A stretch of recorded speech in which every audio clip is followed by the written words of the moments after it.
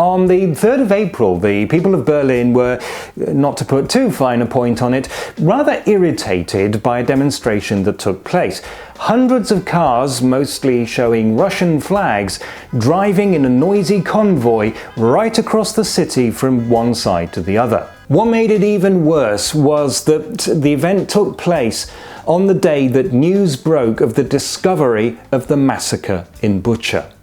How, you might ask, can Germans tolerate such a thing? How could we even allow this demonstration to take place? Now that we've had time to let emotions cool a bit, I thought it would be helpful to discuss this because it does raise a few very important issues.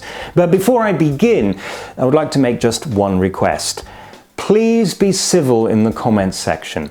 Whatever your opinion, we are all adults here and we can discuss and argue sensibly and with respect for each other. With that said, why was this demo even allowed to take place?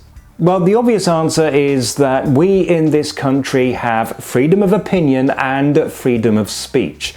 Within certain limits, such as, for example, incitement to racial hatred, we as a democracy cannot censor these things. If participants had been flying the swastika or calling for the extermination of the Ukrainian people, that would have been a different story, but that doesn't seem to be what they were doing here. Now, I haven't seen all of the photos and video footage of the event, but I have read one report that says that police are investigating at least one case where the letter Z was shown, and that is a clear indication, if true, that at least one person was there specifically to show support for the invasion. On the question of timing, this kind of thing takes days or even weeks to organize, and in this case official permission was given long before news of the massacre was even known.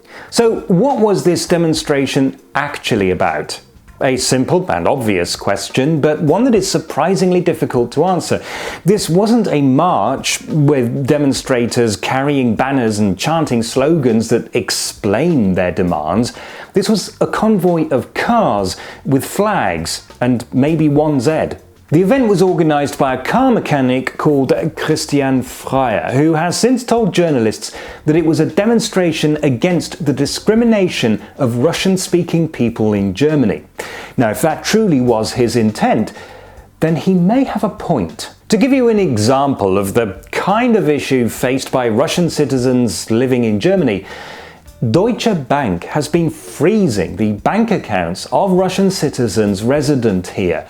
Now, the bank says that this is required due to sanctions, but legal experts have said that this is almost certainly not the case. The sanctions are in place to put pressure on the Russian government and the oligarchs that support it.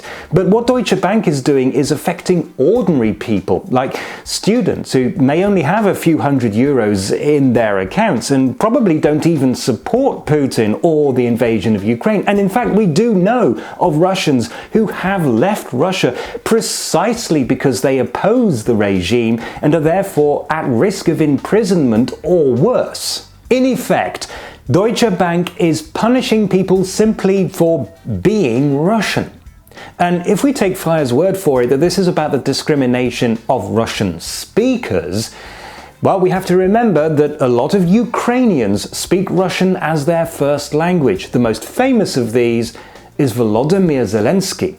And indeed, there are some reports that there were a few Ukrainian flags in the convoy. But even so, we do have to ask the question, is Freyer telling the truth? And even if he is, can we really rule out the possibility that large numbers of Putin supporters joined the protest in order to show their support for Putin?